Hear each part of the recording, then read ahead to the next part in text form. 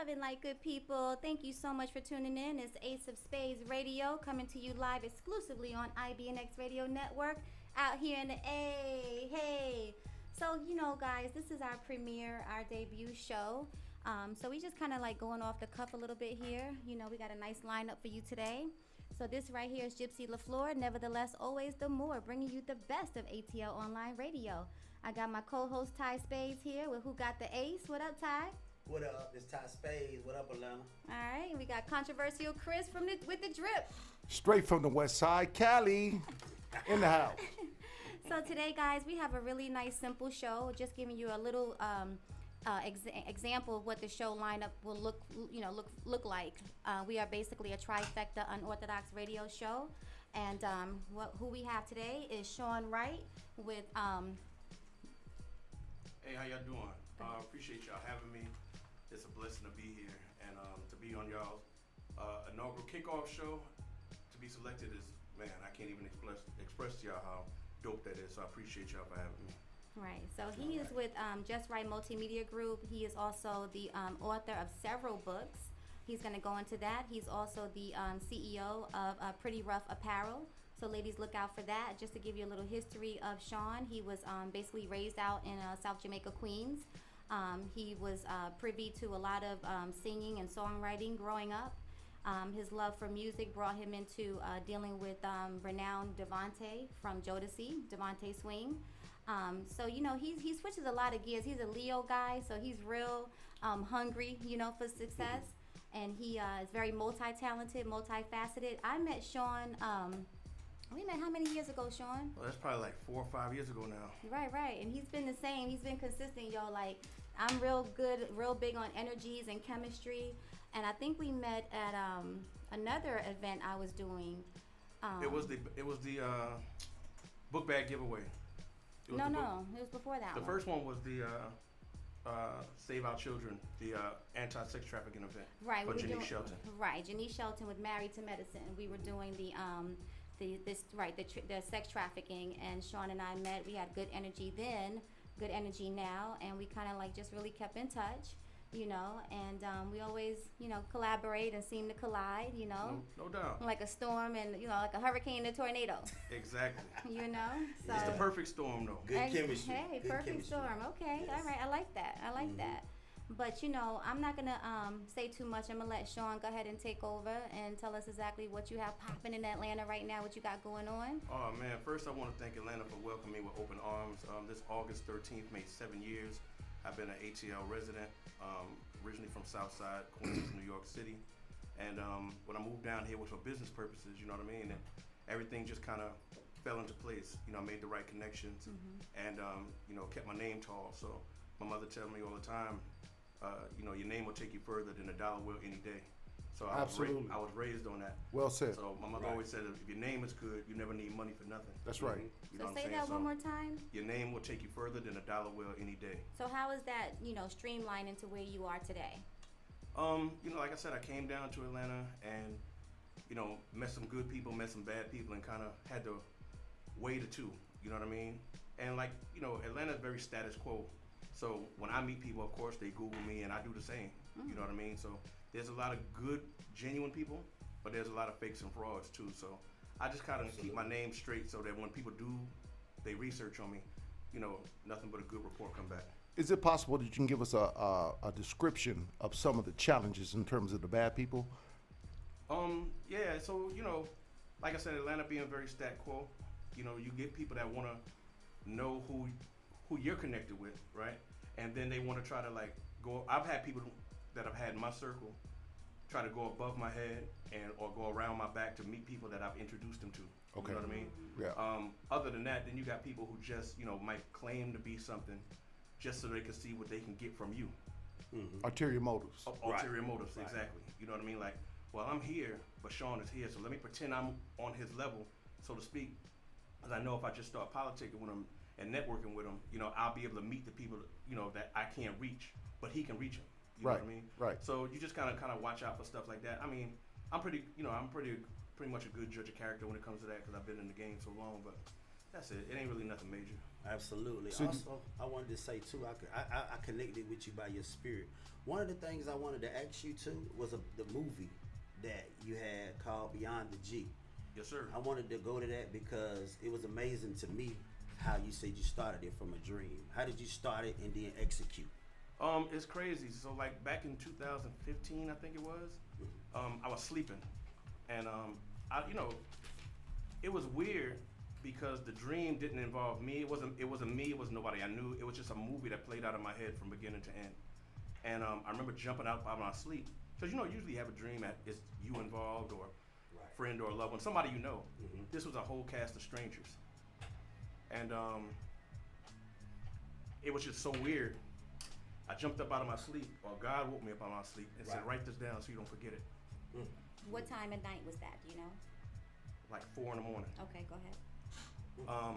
I woke up, jumped up, opened up my laptop, and wrote the script in like 2 hours, right? Wow. And I called a friend of mine who I know who does directing, and I'm like, "Yo, I got this script I want to send you." He's like, "What script? I was just at your crib last night. You didn't have no script." I was like, "I got one now." You know what I mean? He's like, "What are you talking about? I didn't leave there till like 1 in the morning." I was like, "Bro, I can't explain it. I'm just gonna send it over." So I sent it over to him, and he was like, his name is Michigan Goldsby, dope. Michigan Moses. Moses Goldsby, correct. He's a very dope videographer, photographer Shout out here in Atlanta Michigan area. Moses. Shout out to my guy. Shout him out. Shout out And Michigan. taught me everything I know about, videography and things of that nature. But I sent it to him. Well, first thing he said was, "I'm booked for like the next year and a half. I don't know when I'm gonna be able to get to it." Wow. So I'm like, "All right." So I sent it to him. I like, "Just look it over." And he called me back and was like, "I'm dropping everything. We got to shoot this." So that's kind of how it started. Then we hit some, financial hiccups and things of that nature. What is Beyond the G? Like, because first thing I think of when you say Beyond the G, I'm thinking gangsta, I'm thinking kingpin. Well, is there absolutely. something else? Yeah. Beyond the G is a fictional. It's a urban story, but the G is if you watch the movie or read the book, we don't really pinpoint where it's at, right? Where the location is, because the G stands for ghetto. Oh, And- so it's and- beyond the ghetto. Right, so it is. Okay. It's about this hustler named Khalil who's really trying to put the game behind him. You know what I mean, and move on to bigger and better things, but the hood just won't let him go. Right. You know what I mean? So he's trying, and he's faced with all these obstacles and things of that nature that just won't allow him to better himself. So it's like Bed Bath and Beyond, ghetto gangsta and beyond. Right, exactly. So are you still working on the movie, or is it? Yeah, we actually we halted production on it because, like I said, we had some logistical hiccups. Okay. And I didn't really know where to go once that happened. And like a couple of years has passed, and then I move on energy, I move on faith, I move on God. And a lot of the major things that happened to me in my life is because God has told me to do so. You know what I mean? And I'm not like super spiritual, but I know what I know. Right. You know what I mean? They say when you know, you know. So woke up one morning and God was like, just start doing a recasting. Like, you know what I mean? Like, stop waiting around on people. You know enough. You're a good people person. Start networking. Get a team together and shoot this movie because people want to see it. You know, I had a conversation with my driver on the way, right? Mm-hmm. And we were talking about being in alignment with your divine assignment and your divine calling, right? Let's say, for example, I may admire what you do. I may even have a gift for what the same thing that you do, but that may not be my divine assignment and calling, right? Correct. So I find that for me, when I'm lined up with my divine assignment and my divine calling, everything seems to flow because I'm spiritual as well. And scripture says that, blessings and opportunities will find me and pursue me, right? Right. So I kind of listen to people when they say, oh, I'm chasing the paper, I'm a paper chaser, or I'm a dream chaser. And I'm like, I'm not. You know what I mean? I'm a dream liver. Like, I'm living my dream. I'm not chasing it. That's what's up. So my point is that, let's say, for example, as you have so many different talents and gifts, right? So how do you know what is your divine assignment or your divine calling? Because when you're lined up, everything just starts coming to you. It may take some time, right? But it comes to you, right? Correct. So to your question, I honestly believe that anything that has to do with creative writing is my divine calling. So it kind of just aligns for me because I'm not trying to like sound like braggadocious or whatever. I feel like I'm a really dope writer, and I don't feel like there's anything that I can't write. You know what I mean? The situation with Devontae happened like over accidental meeting. Somebody asked me to go with them to a meeting, and it just happened. I ended up living in a hotel for almost a year. So let me ask you this real quick, because you mentioned in the beginning about people piggybacking or getting to know you for where they can go, who they may be introduced to, right? So I believe that we're all interconnected and interdependent on each other. So let's say that you introduce me to Controversial Chris, right? Okay. And we build a relationship and a network, and we pop. And I didn't reach back to you or say, yo, thank you, or shout out to you. Do you feel that that's like using you to piggyback or to get to the next level, or is it that all part of that divine assignment? It really question. depends. I'm sorry. That's a good question. And it's a really good question, and I really believe it depends on what your initial thought process was before you entered into this agreement, So or your this motive. what your motive was. Okay. You know what I mean? So if you introduce me to Chris, let's reverse the role. Okay. You introduce me to Chris, and me and Chris, form a business partnership or any type of networking relationship, and I don't reach back out to you for whatever reason. You've known me long enough to know my character and you know my pedigree. You know there's no ill intent there. Okay. Right? Right. But if you met me on the way here, and then you introduce me to Chris, or you tell me, oh, I know this guy who do this, that, and the third, woo, woo, woo. And I'm like, oh, for real, I can't wait to get to the station and meet him. And then, all of a sudden, now, you're not my point of contact, Chris is. You understand what I'm saying? Right. So now, I'm like, okay, I don't need her anymore. You know what I'm saying? I don't need her anymore. And I've had a lot of that. You know what I mean? I've had a whole lot of that. Let me ask a question. I want to roll you back Sure. to something you said initially, because in the creative world, the first thing I think that needs to happen is foundational, to create a foundation. Correct. And it's solid on rock versus sand. And so the people, and for especially young people or people that are in question right now, when you say that God spoke to you, Correct. it just in your experience, not saying that you're the absolute authority, but I'm a student of the world. I listen to my community. Okay. And there are people out here that need a term called actionable items, Okay. meaning that, can you give us a description at the moment in time that the Spirit, you had your epiphany and the Spirit reached into you and spoke to you, not in nouns and verbs. I'm sure the Spirit don't speak in nouns and Right. verbs. But how were you able to differentiate the epiphany versus just a sensationalism or emotionalism? Excellent questions, man. I love this show already. You said we was gonna bring it. Yeah, I did. That's a fact. Bring it on. That's a fact. So, I understand your question, and I guess it's just a feeling. Like, for example, anybody who knows me can tell you, when I moved from New York to Harrisburg, Pennsylvania. I lived in Harrisburg for like 10, 15 years, somewhere around there. And I woke up one morning, again, I call it the Spirit, whatever you want to call it. I just woke up one morning and said, in 2 weeks, I'm moving to Atlanta. At the time, my landlord lived downstairs, and I went downstairs, I knocked on the door. It just moved me. Knocked on his door, he's like, what's up? Like, yo, I know I'm supposed to give you 30 days, but in 2 weeks I'm moving. He's like, what are you talking about? We was just down here playing Madden last night. You said nothing about this. I said, I didn't think about it last night. He's like, oh man, you're just going through something. Everybody tell you, there's no way you're gonna leave, you're gonna move in 2 weeks. Sold everything in my apartment, because I said, I wanna get off the plane in Atlanta on my birthday, which was 2013. That was a birthday present to myself. That's how I always know my anniversary. So things like that, when I started my publishing company, that's something, I'm always waking up out of my sleep. That's another reason why I think it's spiritual. I'm always waking up out of my sleep with an order, a set of instructions. So that's how you know it's not an emotion. that's how I like know Chris I'm said. just not moving off emotion. It's divine instruction. Correct. It's like, I call it when God taps me on the shoulder. Right. That's what I call it. What would you say? I'm always waking up out of my sleep. It never fails. Right. When I'm waking up out of my sleep with a set of instructions, I follow those instructions. What would you say to young people who, might have a mother who is telling them you need to stay in school, but because when you have a dream or a vision, you act on it, right? That's Correct. what we've been seeing. So what would you say to young people that want to act on it? They just want to follow their dream. They got a dream, but their mother say you need to work. But Mama, God tapped me on the So shoulder and woke me what up. would you tell them if they say they feel like this is a spiritual Listen, thing that they?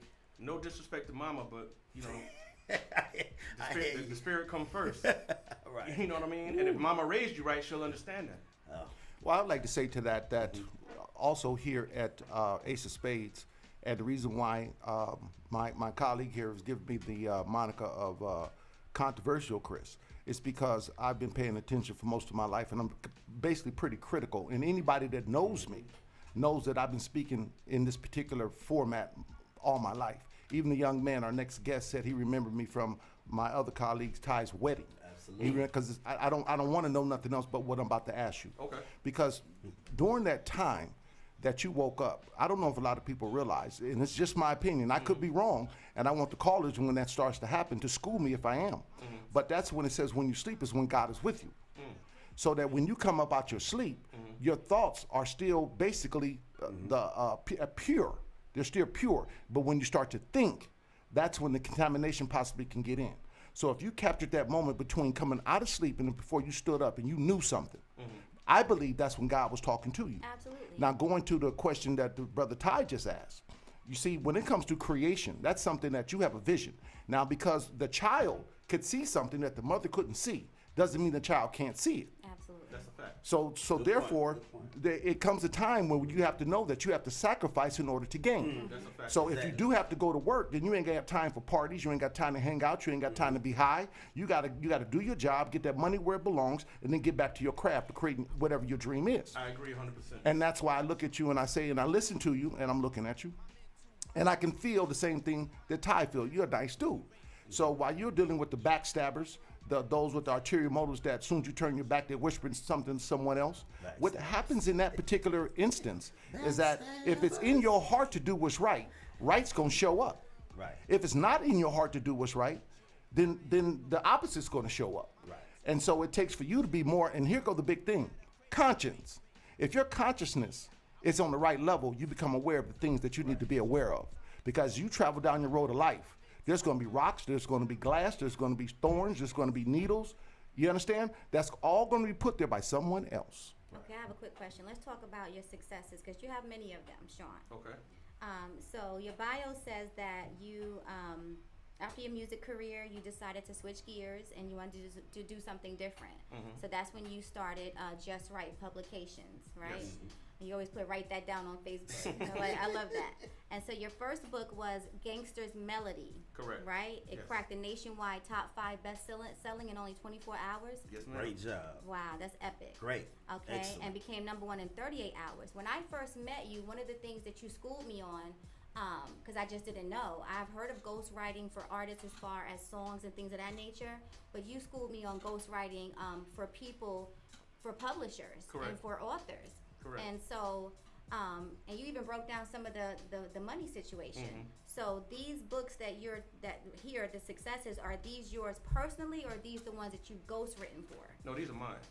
These are yours. So can you name them for me? Yep. A Gangster's Melody 1 and 2, One Bad Apple 1 and 2, Hell in a Handbag, The Dope Man's Daughter. This one, Stuck in Traffic, Sold for Sex. I bought this for you. Hold Oh, that can one I have up. that? Hold that Sure. one up so Pass people that can down. see that one. I'm missing one, because that's What number is 8 Beyond right the there. G a book, or is this just Beyond the the G is film? being written right now. Being written. So, Cause I'm gonna tell you. Go ahead. I'm missing a book somewhere. Oh, 12 Years of Thought. There we go. And when can you find these books at? Amazon. Amazon. Yeah, they pretty much cornered the market on everything. Did you just say 12 years of thought, T-H-O-T? Yes, sir.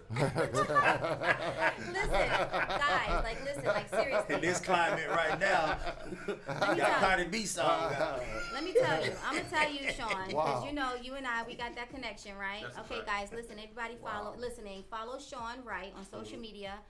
He's on Instagram as author, AUTHOR_Matic, MATI, like Illmatic Nas. Shout out Nas. That's a fact. He's on Instagram with Pretty Rough Apparel. That's Pretty PRETTYRUFF Apparel. Where's my outfit? Okay, hold that thought. Okay. He's on Twitter with IEWIWRIGHT. You read. I write. You read. And he is also on and Facebook, Sean Wright. Sometimes when I'm on your page, right, you'll drop these, I don't know, paragraphs or chapters or epilogues, and I'm just like, okay, I'm reading, I'm drawn in, right?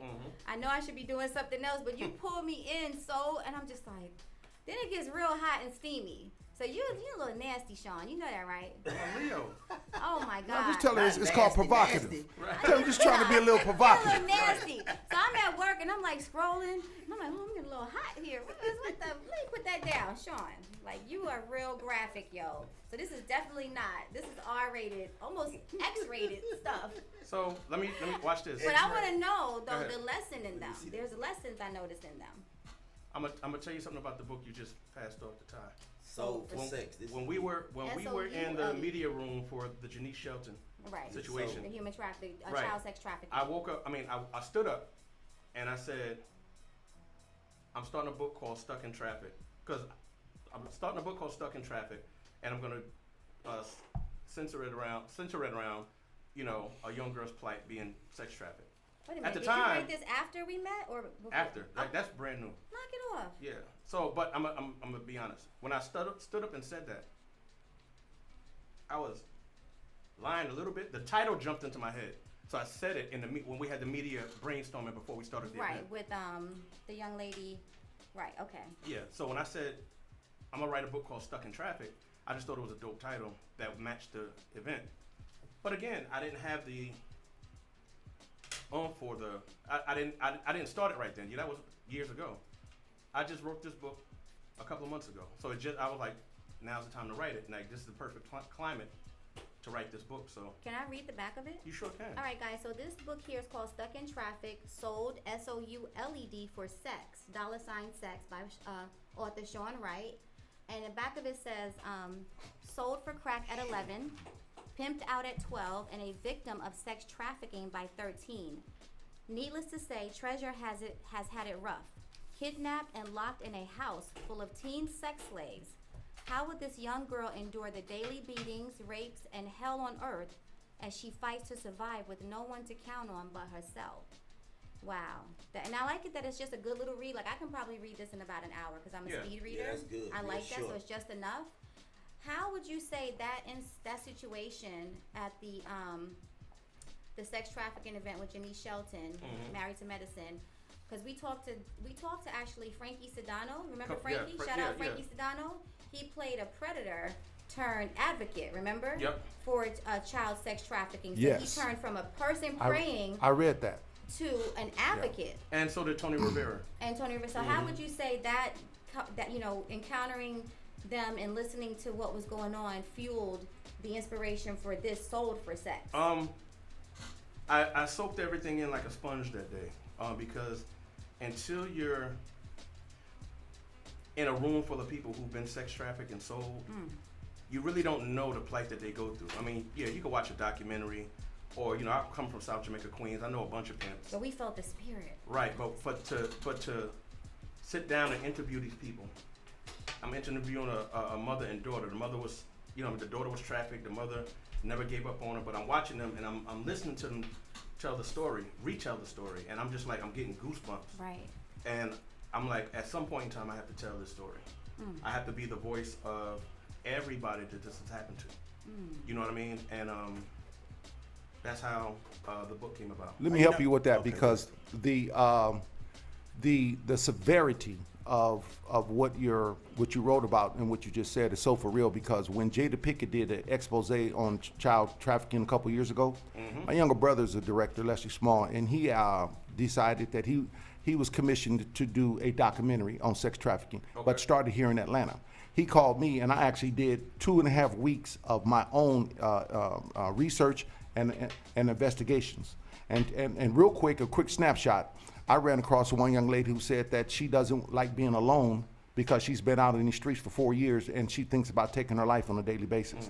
I found up on Tucker Avenue, up north, I actually went to a Chinese place on the outside where the young girls were kept on the inside, and I found that there are men that fly into Atlanta to have sex with a child and fly out that night and be at home for dinner with their family. Oh my God.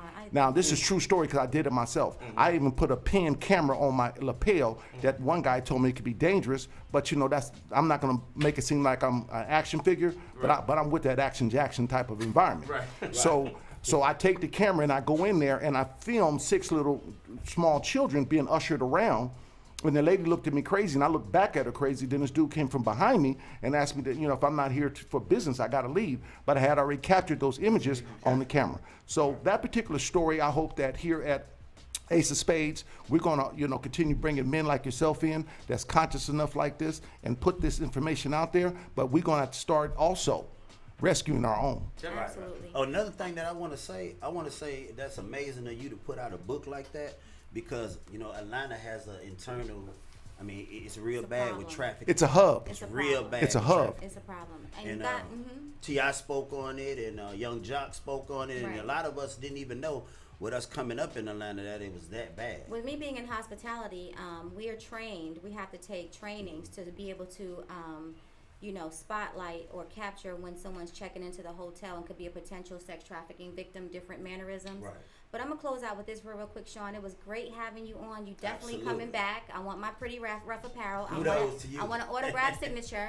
And I'm gonna close real quick because you inspired me, and somebody gave me this cup, and it made me think of you. This tea mug, and it says, "Faith isn't always a leap.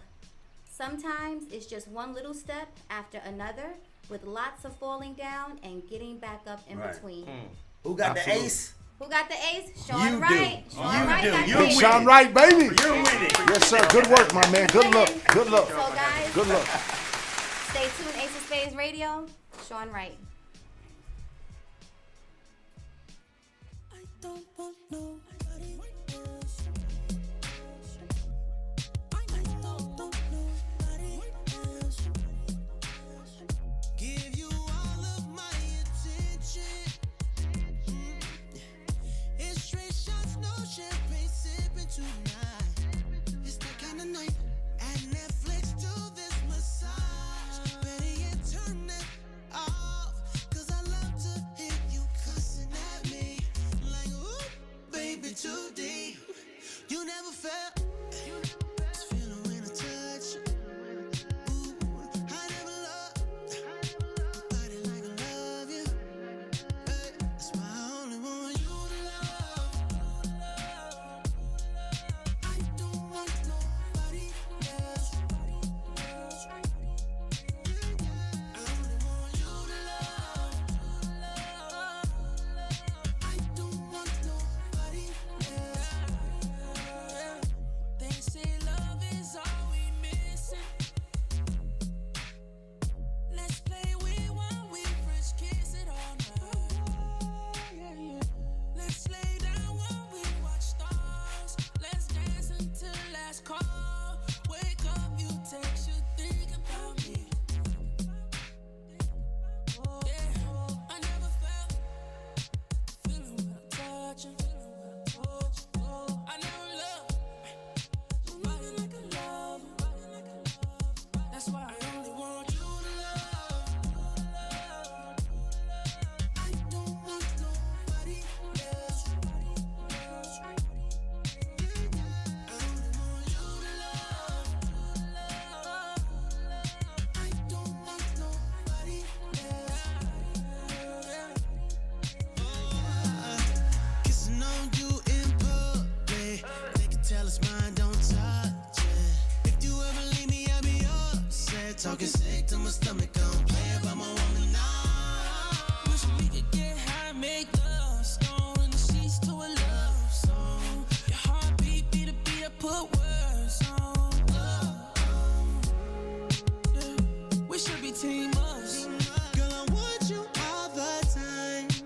Who you is my mind. That's why I only want you to love. I don't want nobody else. Nobody, nobody.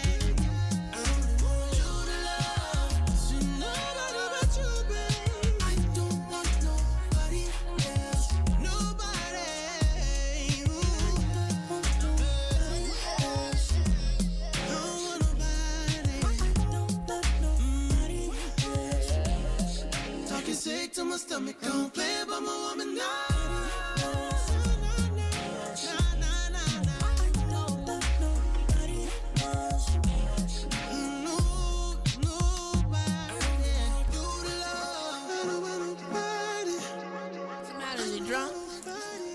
Yeah, he drunk.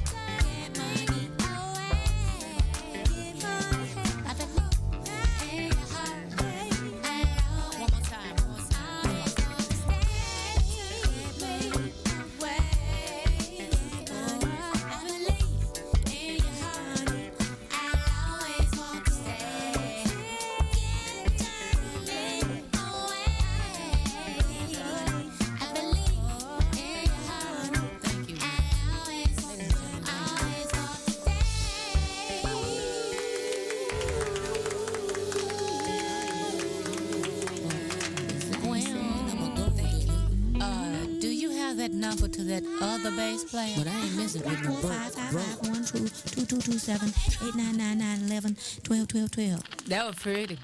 Y'all was right.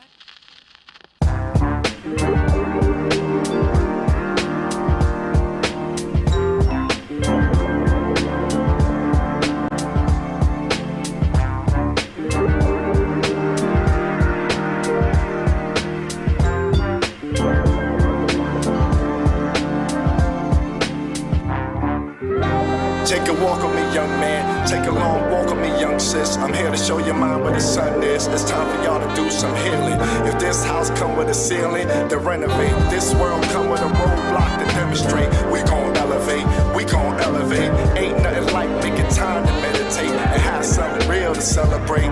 It's the essence of understanding, the chicken and egg. What came first, ear hustling or listening to the dead? There's voices in the earth, put your ear to the ground. What kind of man to push the poison, put the fear in his town? See, I know a man who just like that. They old friends, they matriculate the bullshit life with no ends. I was junior HQB, the band of the hand. A black man is much more than the yellow man with a tan. I'm a soul searcher, dark angel, the sojourner. A truth life technician admitting the flow's murder. I was baptized in sorrow. Dip my pen into tomorrow. The truth is the illest pill to swallow. It hurts and praise hell. Being honest with yourself when you witness sisters going through this hell. Sons dying early. Ever since Wakanda, we wanted our own address with genius little sisters making weapons in the palace. Come take a walk with me, young man. Take a long walk with me, young sis. I'm here to show your mind where the sun is. It's time for y'all to do some healing. If this house come with a ceiling, to renovate. This world come with a roadblock to demonstrate. We gon' elevate, we gon' elevate. Ain't nothing like making time to meditate and have something real to celebrate. Nobody cares to understand the black man. I'm trying to eat my pellets, they trying to triangulate this Pac-Man. I'm Bruce Wayne, daytime, evening Batman. The soul of a king, it don't show in the CAT scan. The global intellectual, the African Afghan, the Haitian girl from Palestine, eating from trash cans. She took the IQ test, she's off the chart sweet. While these cops are taught to shoot up the dark meat. He bust twice, I fell asleep. Evil is tiring, the fourth time this month, I had a hellish week. We sensitive people, desensitized to gunshots. That's just fireworks. What the blood? The black men don't hang themselves from trees. It's in the genes, and I ain't talking dungarees. I'm King Ramses. Whenever I find my damn keys, I hope Malik and Malika reign forever, man. Please. Come take a walk with me, young man. Take a long walk with me, young sis. I'm here to show your mind where the sun is. It's time for y'all to do some healing. If this house come with a ceiling, to renovate. This world come with a roadblock to demonstrate. We gon' elevate, we gon' elevate. Ain't nothing like making time to meditate and have something real to celebrate.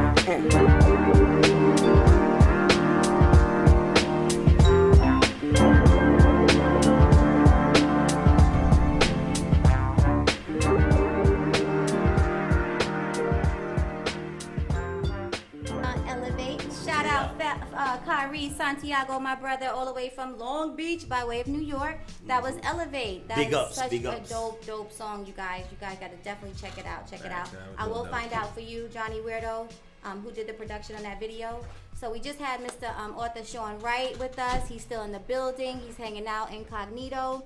Next, we're going to go into what we call the Who Got the A segment of Ace of Spades Radio, because again, we are a trifecta unorthodox radio show. Trifecta meaning that we're 3 in 1. You got Life Games with Gypsy, which we just touched on that with Sean. We got Who Got the Ace with Ty Spades. Who winning? Who winning? Right, who's winning? And he's also covering a segment called All Love Matters. And we got Controversial Chris with the drips. West Side. West Side in the Heezy. Okay. So right now we're going to give it over to Ty Spades, and he's going to introduce his lovely couple with All Love Matters. What up, Atlanta? We got Tebow, Carly Cares, All Love Matters. And they come in here to talk about love and their challenges, you know, with being an interracial couple. So why is it All Love Matters, Ty? Well, you know, I look at it like love. You can't discriminate when it comes to love. Okay, so universal language. I'm about bigging up my culture and any other race that big up their culture, but all love matters. Love don't discriminate. Being a follower of God, he doesn't discriminate when it comes to love. Okay, I like that. So that's I like why that. I changed to All Love Matters. All right, so we love that. Hashtag All Love Matters. You heard it first here on Ace of Spades Radio, Yes. Ty Spades. And you said we have Tebow and Carly Cares. So let's give a round of applause. Hey y'all, how you doing over there? Thank you for having us. Thank you. All right, so you guys basically just want to touch on, like, right now we living in some really crazy times right now where people aren't so loving, right? Right, yes ma'am. I don't know about you, but you know, it's people are like really stressed out and going like bananas. And just to show you the spiritual piece of this show, because Ace of Spades is a spiritual piece, right? Yesterday I had an experience, and then you guys can chime in. I was being driven by my driver. He's an Indian guy. And I was just basically explaining the show and all love matters, being a biracial couple, right, interracial couple, and what the challenges are. And he said, you know what, I gotta tune into that because I'm Indian, but my girlfriend is black, you know. But she has a mixed child with a white guy, and then the grandfather is white. And the situation was the grandfather pulled a gun on the grandson. So a white male pulled a gun on his grandson who was biracial. Wow. So looking at it from the other end, the people, the neighbors and everyone involved thought automatically white on black, but that wasn't the case. See, the grandfather is suffering from early dementia. So he didn't pull the gun because it was a black child. He pulled the gun because he didn't recognize or remember who the child was, period. Right. Oh, okay. But from someone on the outside looking in, like I'm, you know, black, I'm on the outside looking in, I'm thinking, oh my God, that's horrible. It's the times that we live in. You pulled a gun on your own because he's black, but that wasn't the case. He pulled the gun because he's suffering from early dementia. It just so happens that his grandson is biracial. Which shows us not to make a premature conclusion. Because we're all super sensitive right now. All of our senses are heightened, and we're just like anything, black, white, Indian. You see, so we have to learn not to panic and react so quickly to get more information, right, before we react. And we're going to touch on that too. So we're going to introduce Tebow and Carly Cares and Ty Spades. You have some questions for them, right? Well, with that being said, have y'all had any hate situations, and how did y'all deal with the negativity? You know, it's funny you asked that. Last week, we was in Walmart. Me, Carly, and our son. We were leaving Walmart, and I noticed this older black lady to our right. She looks at me, she looks at Carly, and then she just shakes her head. Now, I don't know what she was thinking, but to me, I'm thinking, oh, well, she doesn't like us being together. She doesn't like, you can feel it. You can feel that. You know what I'm saying? Yeah. So I'm thinking, what's wrong with that? You know, I love her. She loves me. Why is there any animosity there anyways? You see what I'm saying? Absolutely. So let me paint the picture. You guys are in Walmart. You and Carly Cares, and you said you have a son. Yes. This is your son together. Yes. So this is a biracial son. Correct. Okay. And so were you guys doing anything out of the ordinary that would make this woman just look at you and shake her head? No, we were leaving. We were all walking together as we normally do. I was holding my son. And so do you think that was hate, or do you think that was it must be hard living in the times that you live in? Man, that's hard. Do you think it was the that? disgust in her face and in her eyes, the way she looked at us and just shook her head like it just was unacceptable. And that's the thing that's so hard, is that, you know, we walk around and everyone's just judging us for being together, and we just want to love each other. And that's the most difficult part of it.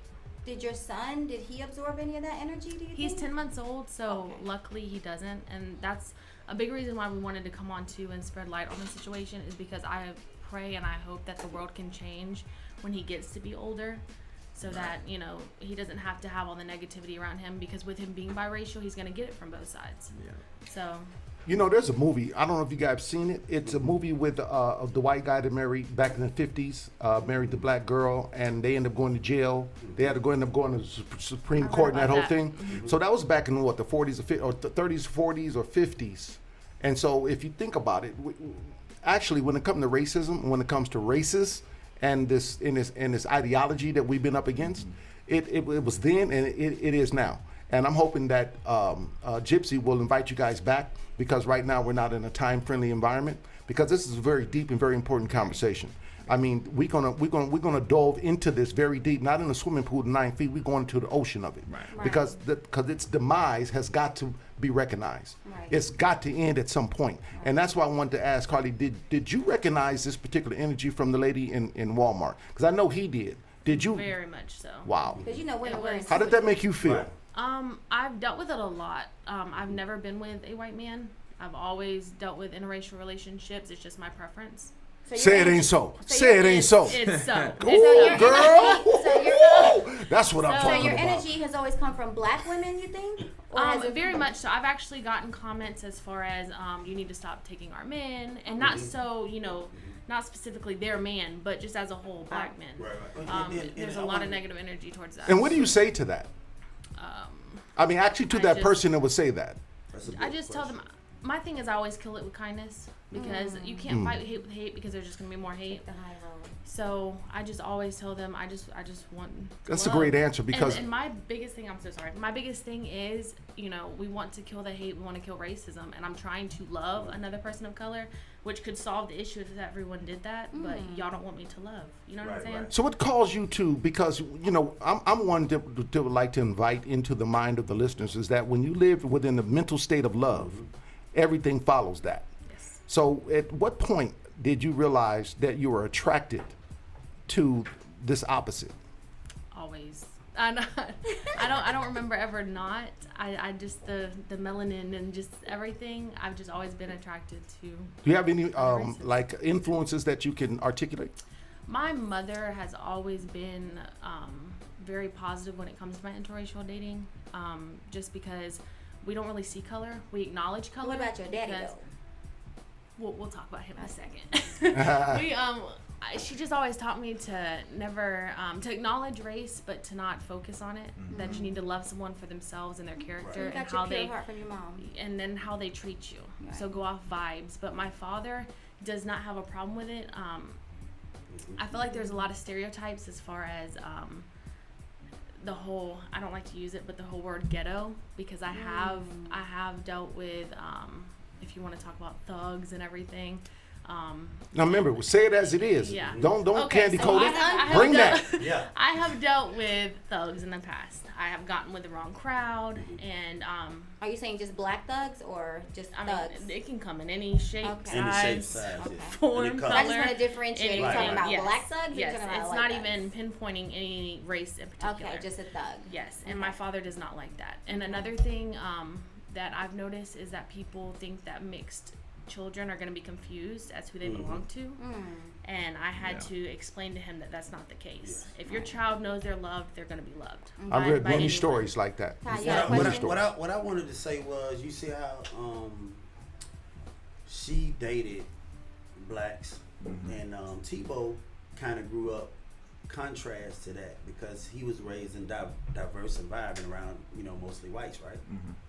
So how do you look at that when you see Right. a black woman doing that? By you coming up in a diverse environment, how do you look at that hate and all that? Like you said, so growing up, predominantly I went to an all-white church.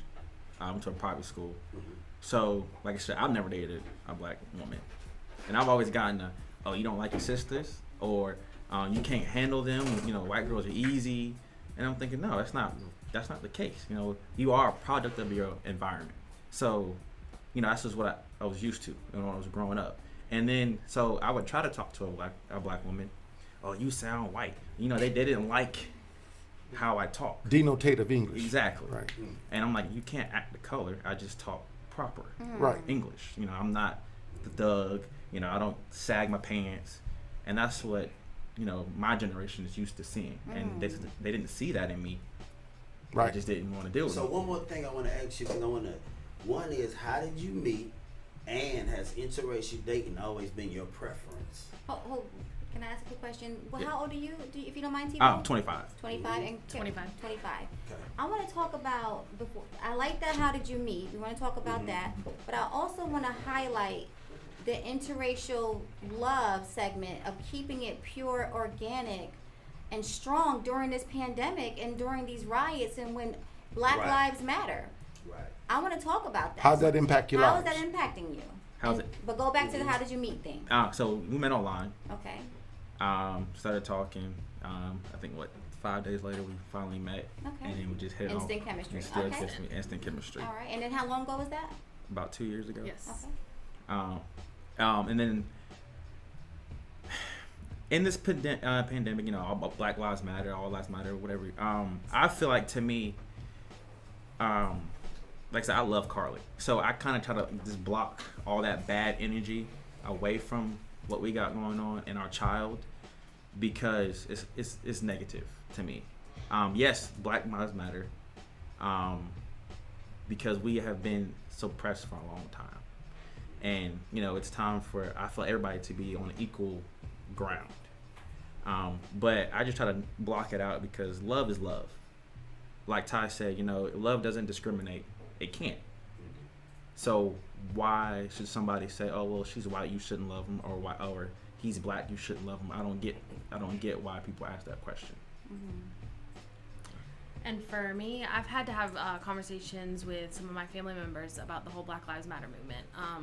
I feel like some of the stuff going on with it is not appropriate as far as like the Like looting what? and stuff like that. That's not necessary. Why are we looting? But the whole movement itself, I mean, people want to fight Black Lives Matter with All Lives Matter, and of course All Lives Matter. I just want to say that I love the way you just said that. Why are we looting? Yeah. I like that. You say, why are Like- they looting? So you really are in this thing. Like, Oh, you really, Antifa and all that. Let's keep it real. I mean, she Antifa's out said, there. why are we All looting? that. She didn't So- say, Yeah, why that are was all- they looting? Right. Yeah, I I like caught that that. too. Everybody's looting, and Right.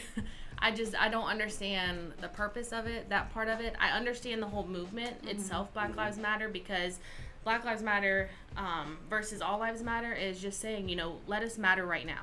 You know, let's focus on Black lives right now. We Have know you guys all lives done matter. any positive protesting or anything? Or been I haven't, just because it gets so crazy, and I have a 10-month-old to think about. peaceful protesting with it. Okay. Yeah. I peacefully protest from Facebook or when it's Every day all in your started. house.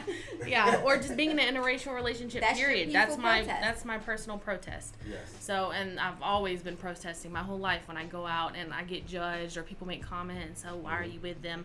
And the biggest thing that I get asked is, "Are you insecure? Is that why you date black people?" Are you serious? I literally, they say, "Are you insecure because of your weight? Is that why you date black people?" And I've also seen on TikTok. Wow, so they're thinking you're dating down? Is that what it is? Yes. Yeah. Wow. Yes, Wow. that I'm not keeping my standards high. But little do they know Wow. that he is the highest standard. Like he's, Oh my God. you know what I'm Represent saying? it, girl. Yeah. So Represent then it. you, T-Bo, do Represent. people think you're dating down? Do they think, oh, well, I mean, are both of you you have an suffering overweight the same wife?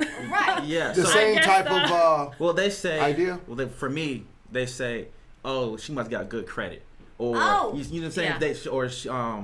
Go white if you want your credit right. Right. Yeah, that's This is the new yeah. for Wait, me I'm sorry. because, go ahead, Sean. Go Wow. ahead, Sorry, I didn't mean to jump. and when you go You say go white if you want your Go credit white right? if you want your credit right. Sean. Wow, That's I've a never heard that one. That's what they Oh, say. that's a whole I'm telling you. hashtag. Yeah, I ain't never heard that one before. That's You pretty know, good. you I know, have. I heard that You one. know, the thing for me is, shout out to my babies. I have a baby boy. He's how old is TJ? 18. Yes. And my son is 18. Shout out TJ Slat. I don't know what he is now. Slat. But my son has predominantly been brought up in Peachtree City, McDonough, and Flowery Branch, right? That's predominantly So, white area. Yeah, predominantly white. And he was like highest percentile of his class, highly gifted, highly genius, athletic, right? And my son has always liked or been attracted to Caucasian women, Latina women, preferably Caucasian. He has a girlfriend now, Marley, who they're together. She's not overweight. She's athletic as he is, as smart as he is. And he has chosen to remain in Flowery Branch, shout out Flowery Branch area, with his girlfriend and their family. And I'm okay with that. We're okay with that. But I've always wondered, you know, people, he tried living on the south side and it just didn't work for him. They said the same thing. You know, you dress like a white boy, you talk Yeah, like a that's white my whole boy. life. He was culture shock coming to Atlanta and in the south. And I'm from New York. I'm like, how is my son going to be culture shock? I'm all cultures. But he was, you know, because that's the environment he was used to and he's privy to, and that's what he's attracted to. So I have to really be real careful with when they tease my son, or I even find myself, you know, because I'm like, that's what he likes, that's what he's attracted to, that's what matters. All love matters. Right. She loves him, he loves Yes. her. They work it out. He takes excellent care of that young lady. She takes excellent care of him, and they take excellent care of their mommy. Thank you. Right. But you know, and then whereas my other son doesn't date Caucasian, he was raised the same way. So it's just preference. Right. At the end of the day, it came down to preference. Sean. I just want to ask both of y'all a question. First of all, I commend both of y'all because I can only imagine. Well, let me take that back. I can't imagine what you guys go through on a daily basis. Have you guys ever had to like disassociate yourself or cut off a friend or family member because they did not approve Great or they were just question. giving y'all hell for what y'all going through? Yeah. Definitely. Can you elaborate on that? I will begin. Yeah, go ahead. So my grandfather. Watch it, girl. She's Shout out to my grandfather. Got a lot of couples listening right now. Interracial Yes. couples. Shout out to my grandfather who will not associate with me or acknowledge that I had a son because he's biracial. Even though he's That half sucks. white or whatever percentage, the fact that he, has black in him at all, he won't acknowledge him. Wow. And that kind of stuff, instead of getting mad or blowing up on him, I just have to completely fall back and just cut off completely. Because if you're that ignorant, I just can't associate with you. Like, Have you guys ever dealt with any kind of threat that really became serious enough where you were concerned? in school, I mean, not in our relationship. No, as adults, specifically. No. Not Have you ever really. been pulled over by the cops together in the same car? No. Not with him, but in the past, in my adulthood, yes. But not, I mean, together. Like, No. you got pulled out over together. No, we haven't. Okay. No. Well, let's use the experience that you did go through. How was that, and what was that like? I was driving. I had 3 of my coworkers who were black in the car. We got pulled over in a very racist county. We were all asked What county to get out is of the that? car. Harris County. In Georgia? Yes, over by Pine Mountain. Yeah. And we got pulled over. We were asked to get out of the car because they smelled something. And I literally was pulled aside by the officer, and the officer asked me, "Why are you around people like this?" And I said, "What are you talking about?" He's like, "Why are you around and associating yourself with black people? They're scum." He actually And asked stuff you like- that. And stuff like that is what's just absolutely disgusting to me. Wow. And what was your response to this officer? I asked him, what is he doing asking me questions like that with a badge on where he's supposed to protect and love everybody? And did And he he harass? immediately- He didn't harass your friends in the car or anything? No, he wrote me a citation for something, I think a tail light or something that was about to go out or something like Kudos that. to you. Kudos to But you. just stuff like that. This is a pretty good segment. This is an excellent segment We based definitely upon want to have what's you guys going on. back. Right. You guys will and if you could just let us know in closing real quick, what do you guys have going on in your life? I mean, tell us what's going on with you, Tebow, The good and stuff. you, Carrie, the great Hopefully. stuff, The good and stuff. how we The can good stuff. follow you, where you, what's going on? So, I mean, marriage in the future. Yeah, so we're engaged now. Congrats. Been engaged for about Thank you. Okay, congrats to your son. Oh, yeah, thank and you you. have another daughter. Yes, she's 4. Shout out, okay. Yes. Another, Malaya. another thing I want to say to y'all challenges, I want y'all to know that one thing about people that we need to understand is that if the whole earth was just one skin tone, and it'll still be discriminating. There'll be the big heads against the small heads. so no matter what, Jesus already said that they're gonna hate until you come. So that's another way to look at challenges. People discriminate no matter what. It's going to always exist. All the Obstacles going to always come. You got to get through Absolutely. this obstacle, and then there's another what? Obstacle. Absolutely. And I want to say to that, just also think that the sun shines on good and evil equally. All day. Yes. So evil, yes. or let's say, good and evil. So whatever's wrong is valid in this life. But it takes what you said, sister, that if you stay operating from the mental state of love, nothing beats love. Nothing that I know of. Period. So understand that it's a valid occurrence, a valid presence. It's valid, and you got to give it its deference. But the thing is, make sure that your foundation is based on rock and not sand. Because see, the storm will Amen continue to to that. come. And then go ahead and tell me what can we look forward to from Tebow and Carly Cares? Hopefully more of this. Yeah. To spread more light on it, more positivity. Hopefully the positive will overcome all of the negative, and maybe we could change some of the viewers and listeners' minds on stuff. Well, thank you. And, Actually, I hope you guys will stick around because our next segment is going right to the heart of what we just discussed. and you can follow us, the Best of Love. Best of Blended Best Love of, on best of Blended Instagram. Love on Instagram. Blended love. I like Blended that. love. Why is it That's a blended good love? term. Why is it blended That's love? catchy. Our That's son, catchy. our son That's is catchy.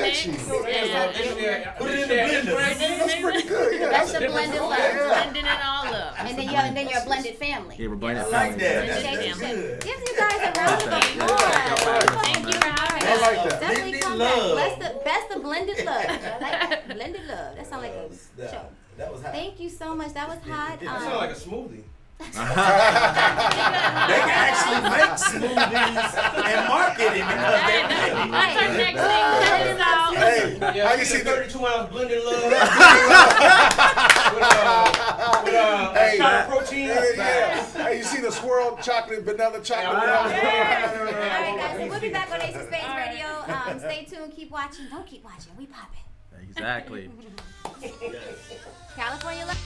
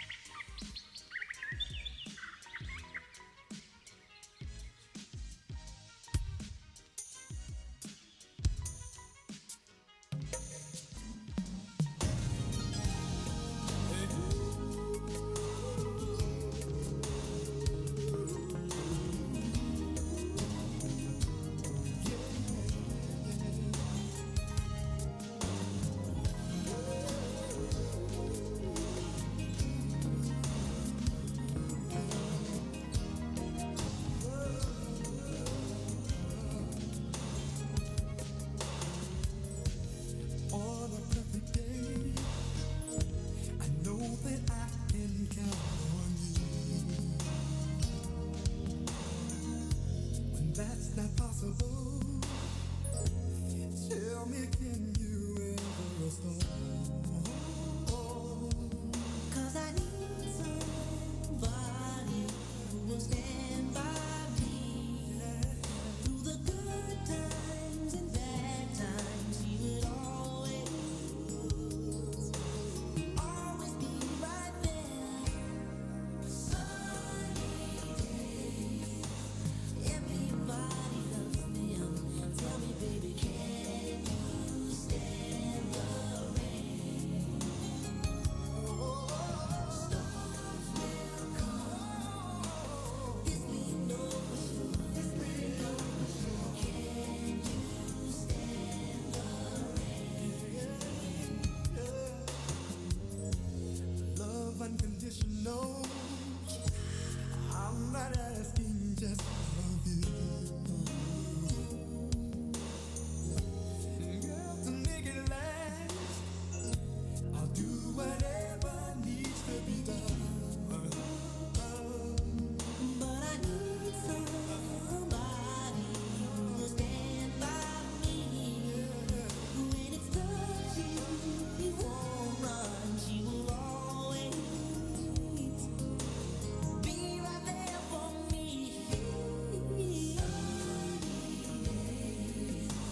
Everybody loves them. Tell me, can you stand the rain? Storms will come. I know all the days won't be perfect. But tell me, can you stand it? Stand the rain. Can you stand?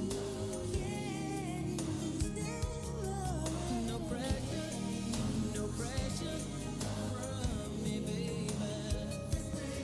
'Cause I want you and I need you and I love you. Tell me, baby, will you be there for me? Come on, baby, let's go get wet.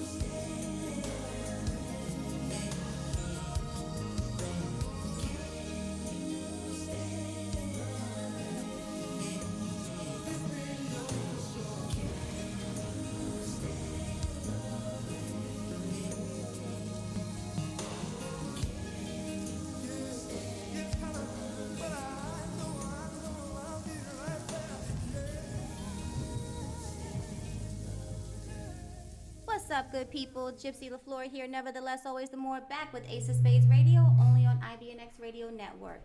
Before we went out, Sean posed a very good question to you, Carly, Cares, and Tebow. The question was, do you, Carly, are you fearful every time Tebow goes out and leaves the house or is away from you? Yes, Because he is a very black much. male in today's society. Yeah, because everything's just so hectic right now, and it's always been hectic, but even more so now because of, everything's in the limelight. To the point where I have Life 360, to where I can You have see what? his Life 360. Life It's- 360, what is that? Yeah, it's an app to where I can see his location. He can see mine. We have our own little family circle. Wow. And just to make sure that he's okay if he's not responding to phone calls, and because we. So you have a tracking device on him? Yes.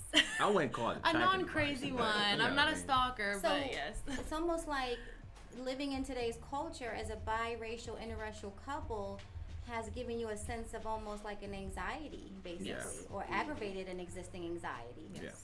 So do you think you may need some type of going to look, maybe talking to a counselor or some type of anything to help? We do. You do? Yeah, we Okay. do already. Yeah. We do couples counseling just to keep us strong in these times. Absolutely, absolutely. Well, thank you for sharing that. We You're definitely, welcome. like I said, Thank going to have you back on the show. And again, that's Life 360 is the app. It's Life free. Correct. 360. Yes, it's free for Okay. everybody. Yeah. And can we use it just on our loved ones or just? Yeah. Anybody you want.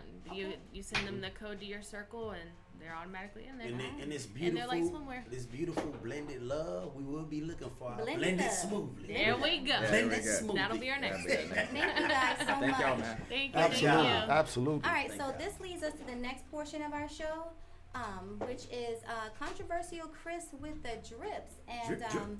Chris will be going into basically introducing the virtual launch of Dr. Mahdi. He wrote a story, a memoir on the untold story of Muhammad Ali. Skin color, cannot think nor reason. And this is the book. So today was the virtual launch for the virtual book. And again, Dr. Aboui Mahdi or Mahdi. And we're going to go into that in just a moment. Before we do that, Life Games with Gypsy presents Mr. Wash. He is Cali born and bred, and he will be on the show in the near future. For those of you who are not familiar with Mr. Wash, W-A-S-H, he served 21 years in a federal penitentiary for a crime that he did not commit. And he literally took that time to learn how to teach himself how to do art. I'm talking about epic art. Mr. Wash literally drew his freedom into existence. You know how they say, speak it into existence? He drew it into existence. He actually drew himself at the White House with Obama as president before Obama was president. This painting made it to the White House, into the hands of President Obama, and he freed him. He is a free man living out in Cali. Shout out Mr. Wash, W-A-S-H. And UGG, the boots that we love, UGG, also California bred, have teamed up with him. And so just a little something I want to give you guys. So he will be on the show soon. And I just wanted to go ahead and put that information out there for those of us who are living in a society today where we think that miracles aren't happening. They're happening every day. Every day. Okay, guys? Absolutely. So stay tuned. Keep watching Gypsy with Life Games. And now I introduce to you my co-host, my meathead. I call him meathead because he got a lot of meat on that head, guys. So get ready to eat. Controversial Chris with the drip. Yeah, well, I'll start the controversy by saying you got to be careful with making, meat-headed references. You know what I mean? Yeah, because that could go a number of ways. Well, I mean it in a good way. Yeah, I do too. But nonetheless, what I would like to do first is tell the listening audience that this is my maiden voyage in this environment. And I first want to give a shout out to IBNX Radio Network Atlanta, NX100, for allowing us this opportunity. And I also want to give a shout out to our engineer, young Johnny. He's off the chain with his work, his music, his attitude. He's definitely one of a kind. Good vibes. My first mindset that I want to share with the listening audience is to know that I'm not here to be conclusive. I'm not here to tell you what to do. I'm not here to hurt your feelings.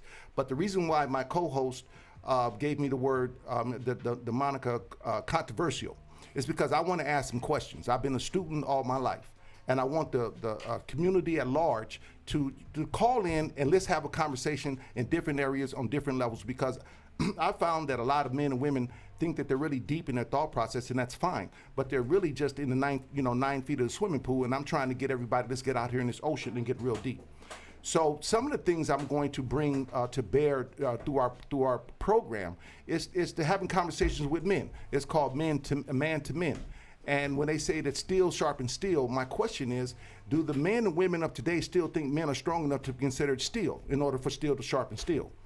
Our conversations between men and women, our conduct from men to women, the way that we men deal with our children, the way that we men are as parents, and the way that we men deal with our community.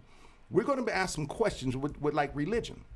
This is just my opinion, and it's not to stroke no one's fire, but just some questions that I think that would start invoking more consciousness and more conversations of substance. Like, when you go to the Bible, it said that God, made man in his image. Of course, he said let's, and he said our. That means he's referring to another source. But my question was, and it's just a little snippet, is, where did you get the image of a woman from? I'm pausing for dramatic effect. because I often thought about it. Where did he get the image of woman from? It's a And that's beautiful something image. that you ain't lying. And so, I'm glad I got eyes to see. You understand me? Matter of fact, I'm glad all my sensory perceptions work. So, but for today, what I want to touch on is like the young couple that was here, that's still here, is dealing with this racial thing, because for my complete life, I've been a witness, I've been an observer of the attitude and the behavior of racism. The first time I became affected by it when I was 13 years old, moved from, I came up in a little big town called Pacoima in the San Fernando Valley, and I got a shout out to my homeboys, my homegirls in that San Fernando Valley, because we ain't never been no joke. We've been pioneers and trendsetters. Trendsetters are my complete life.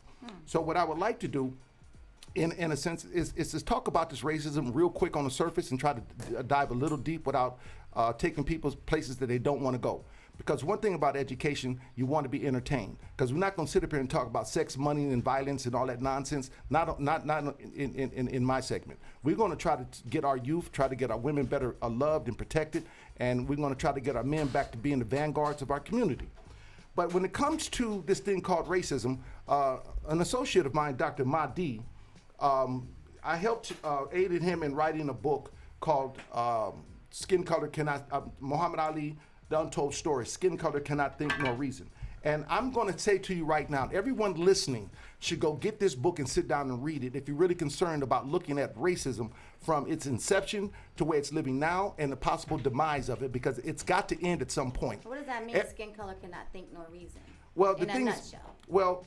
The thing about skin color cannot think nor reason speaks to a person of a racist mind. There's two things about it I'll give you real quick, a quick snapshot. The racist mind, lacking reasoning, it's like a child that would take a nickel over a dime, thinking that the nickel has more value than the dime because it's bigger. Mm-hmm. The racist mind says that he hates me as a black man. Well, the thing about the racist mind, and the reason why he can't reason, he thinks hate is his friend. He doesn't realize that hate is like him drinking poison, thinking it's gonna kill me. Okay. I'm pausing for dramatic effect. Okay, I take that. So what I want to do with the listening audience, again, part of this segment that I'm responsible for is to offer the availability of this book called Muhammad Ali, The Untold Story, Skin Color Cannot Think Nor Reason, authored by Abu Mahdi. And I would say to the, even though he is Muslim, and I would say salam alaikum to all the men and women that are of the Islamic faith. And I hope that you receive this book with an open heart, inshallah. Inshallah. Question. So why do you think Dr. Mahdi felt the need to launch this now at this time with all that's going on? Is it apropos, or was it something that was already designed to be launched at this time? Before Muhammad Ali passed on, the last thing that he asked Mahdi to do was to write a book. And Mahdi told Muhammad Ali that he's never written a book. He doesn't know how to read a book. But there's been other books written about Muhammad Ali. But there's things about about Muhammad Ali that no one's ever seen other than Dr. Mahdi, because Dr. Mahdi traveled to over 400 different cities, 4,200 different countries, and 400 cities through the promotional campaigns. Validation, okay. And so the thing is, the book will talk to you about when he helped to usher in a cease war against the north and the south of the Sudan, and helped to deliver through the food organization over two tons of food. Who did to that, be started. Muhammad Ali or Dr. Mahdi? Dr. Mahdi. Okay. You have the Beirut hostage crisis, where there was an infiltration in Muhammad Ali's group by the CIA. Dr. Mahdi was able to spy him out and cast him aside, because Ayatollah Khomeini would not deal with no one but Muhammad Ali because of the suspicion that the CIA was involved. So do you think Dr. Mahdi intimates a different side of Muhammad Ali that maybe we don't know about? I think that their connection goes back to the first time you saw Muhammad Ali tell the world that he's not going to do things that's not in his heart, like go fight a war against people that's doing nothing to him. And then when they do come back, they're still being treated like animals, or like lesser than the citizens that we deserve to be. Okay. So Muhammad Ali's actions was based upon organic. They were organic. They were based upon spontaneity. Mm-hmm. It wasn't because he sat around trying to posture or say, "Look at me, and this is what I'm going to do." He acted in his heart, and he paid and he sacrificed for it. But like I said earlier, in order to gain, it's got to be sacrifice. And Muhammad Ali sacrificed years in prison and away from his family and his profession based upon what he believed to be true. You know what, Chris? I love that you talk highly and speak of Muhammad Ali. One of the great things that I like about Muhammad Ali is that he fought unorthodox boxing. Absolutely. Which was with his hands down. Absolutely. And professional boxing teaches you to always keep your hands up. Right. So like Gypsy calls this show unorthodox. Unorthodox. The relationship that our guest Tebow them in is an unorthodox relationship. Absolutely. What is not common, what is uncomfortable to people. That's right. Unorthodox. Absolutely. So what I love, you can take some of that same unorthodox against all odds and win. Exactly. That's what life games is about. That's who got the ace got. What we go to show. Because question, real quick, what time frame would you say of Muhammad Ali's life was Dr. Mahdi a pivotal, integral part? Is it his first 20 years, the second trimester of his life, or the last stages of his life? Because you mentioned he was a close, intimate friend for how long? He was his business manager for 16 years. So 16 years. So where in that span of 16 years was Mahdi and Muhammad Ali? After Muhammad Ali stopped boxing. After he stopped boxing. So that was about what age range? I believe that was back in the early 80s it was in the 80s into the early 90s. Okay, 80s into 90s. So this was definitely before he passed away. Was he with him in his absolutely. last stages when he developed, the Parkinson's? Yes, he Parkinson's, was. and yes. Dr. Mahdi was there? Yes, there's stories in the book that talks about Dr. Mahdi and teasing and throwing Muhammad Ali's medication out the window because he didn't think that Muhammad Ali was serious about continuing to live and or taking his medication. So in the book, you'll find these stories because the same thing that Dr. Mahdi experienced with Muhammad Ali that people don't know is what I experienced with Dr. Mahdi that people don't know. Like when we met, it was an unfortunate period that we were incarcerated. And during that time, I saw some things in this man that kind of transformed my life into giving me support to continue being a servant because I'm under the impression that the strong serves the weak and the weak can only serve themselves. And there's nothing wrong with the latter. The only thing it is that the strong services the weak and the weak can only service themselves. The strong services the weak and the weak can only service themselves. And there's nothing wrong with the latter. You just got to identify which one you are so that we don't have hiccups as we interact in society. So when I saw Dr. Mahdi during the time of our incarceration, when you get things from the outside world, it's very precious. And I'm gonna make this real quick. I saw him take a brand new pair of tennis shoes off his feet. He only wore one day, and gave it to a young man. We was getting ready to play baseball. To a young man that plays football in the morning, baseball in the afternoon, and basketball in the evening. He should have been a professional athlete. His name is Trouble. And I saw I'm the witness that saw this man take a brand new pair of tennis shoes off his feet. Told Trouble try one on because Trouble, his shoes was tearing apart. They was about to fall apart because he was very rough on them.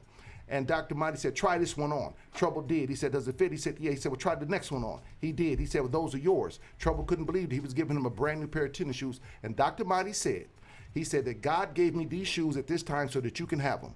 And Dr. Mahdi took his old shoes and wore them for another year.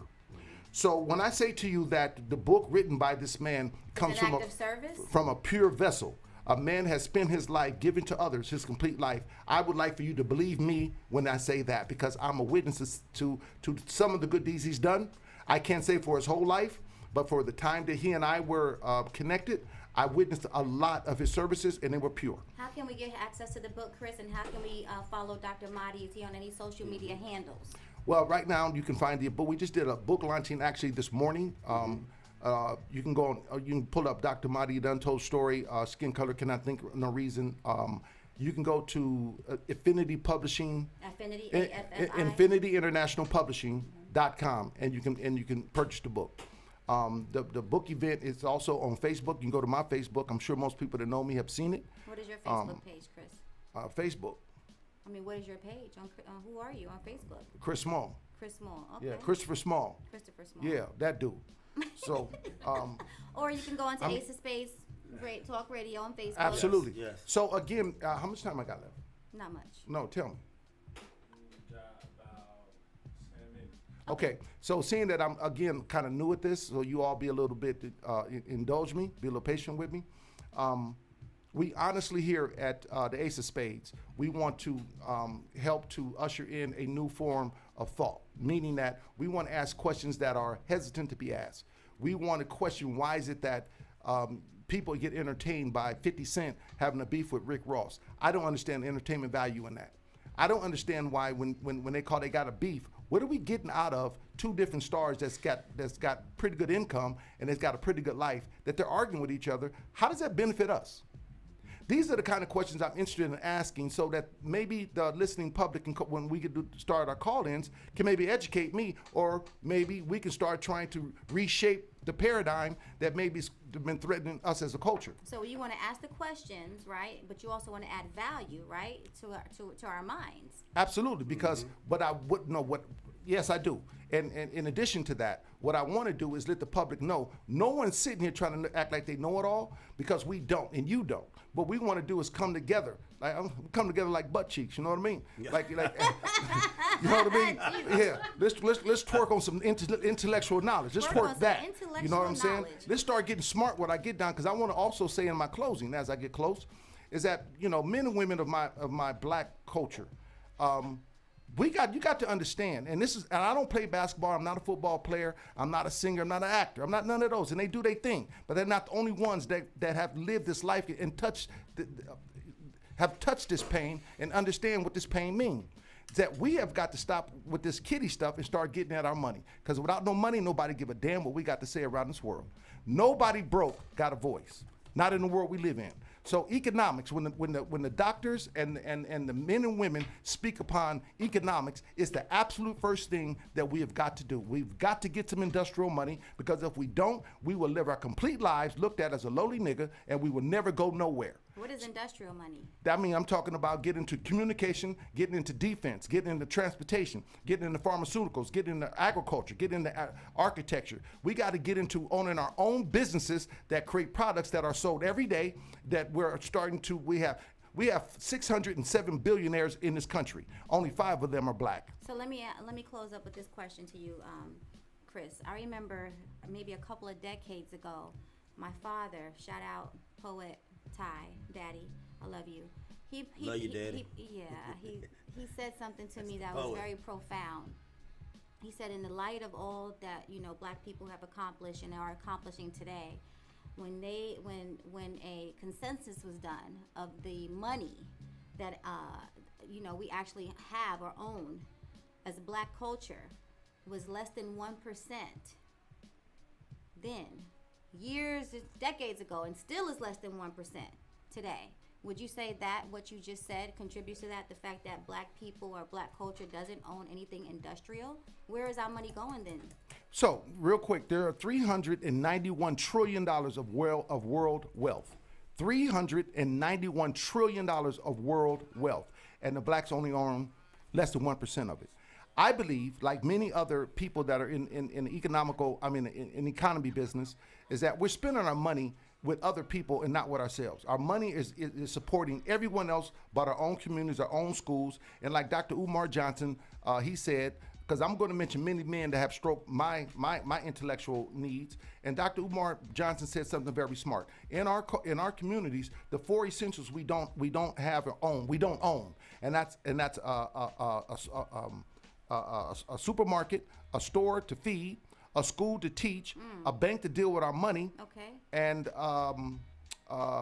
we got the school, the bank, the market, and one other thing he said. I can't remember off the rip. Now I'm getting brain freeze. He said something about oil and fuel. No, it's in our community. We don't have a school to teach, the supermarket to feed, the bank to deal with our money. And it's one other, and I'm remiss right now for not remembering the 4th. But my point is that what we need to do, and again, I'm not going to try to shove this and beat you in the brow, beat you upside the head with it, or shove it down your throat. No, this is our first time out, but we're going to get much better because our intentions are pure. It's for our culture, our men and women, to become better for each other.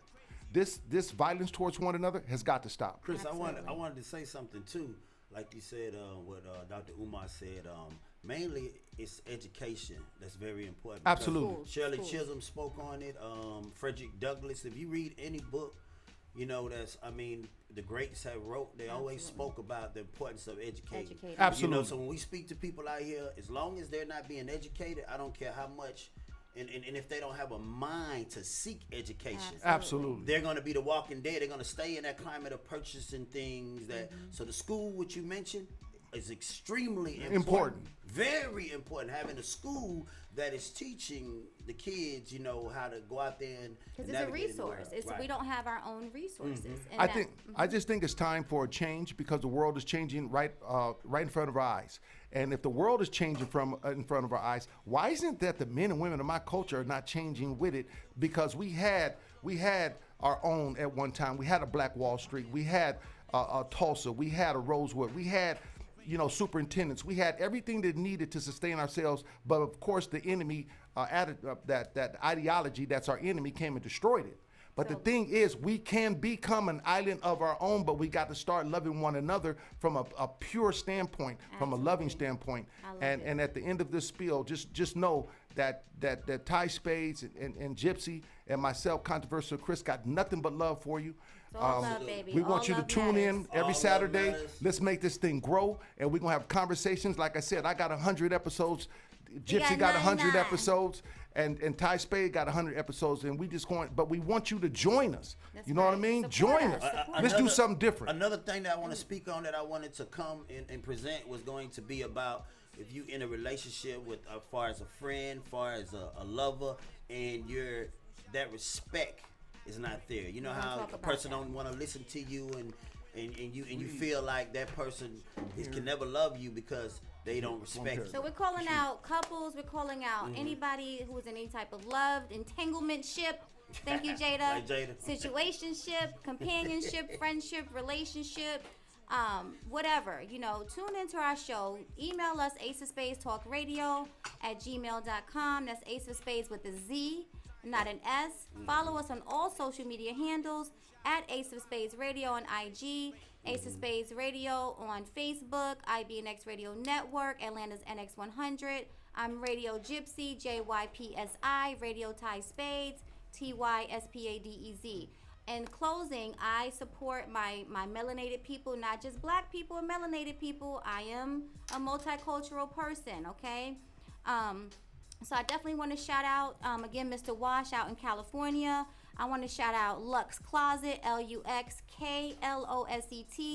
I want to shout out Michelle and Outlashed for my lashes that I don't have on today. But I definitely support my people of all colors, and especially IBNX Radio Network, which is black owned and operated. And it's a double thing because it's also not only owned by a minority, but a minority sister, mi hermanita. So definitely, you guys stay tuned in, keep watching. Don't keep watching. We still popping, y'all. Yeah. All right. So who got the ace? Who got the ace? IBNX Radio Network. Get the ace, baby. Let me see that ace. So if you want to be next, you want to get the ace, shoot us your brand, your business, your person. It could be a person. Shout us out so we can shout you guys out and we can show this love. Also, we have a special segment coming called Boots on the Ground. Stay tuned for that. That's where we take the radio to the streets, to the people, for the culture. And I'm tagging #CultureX, guys, because Controversial Chris got a good question. I'm not going to let him talk about it today because he'll take the show. But he wants to talk about what is black. Hater. Right. What is black? I'm a lover, black? not a hater, baby. So stay tuned for What is Black, Culture X. Let's figure it out. And thank you guys for having me. Nevertheless, always the more. Gypsy LaFleur, Ace of Spades Radio.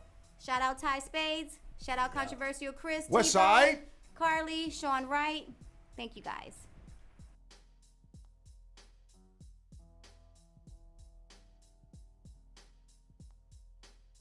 In this house, there's some whores in this house, there's some whores in this house, there's some whores in this house. I said certified freak, 7 days a week, wet ass pussy, make that pull out game weak. Yeah.